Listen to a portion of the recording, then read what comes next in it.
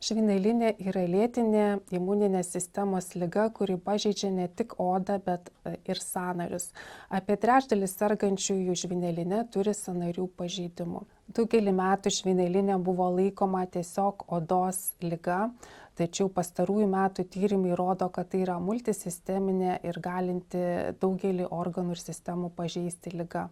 Visgi šiuolaikiniai gydymo metodai tikrai padeda pasiekti labai gerų gydymo rezultatų, todėl žvynelinė nėra nuosprendis, tai yra liga, su kuria reikia išmokti gyventi. Žvynelinei gydyti taikomi vietinio ir sisteminio poveikio metodai. Tai vietinio poveikio gydymo metodai yra minkštinantis kremai, kortikosteroidų kremai, taip pat preparatai su salicilu arba urėja. Taip pat dirvos preparatai. Jeigu liga yra sunkiai kontroliuojama arba stipriai išplitusi, gydymą iš karto galima kombinuoti arba iškart pradėti nuo sisteminio gydymo.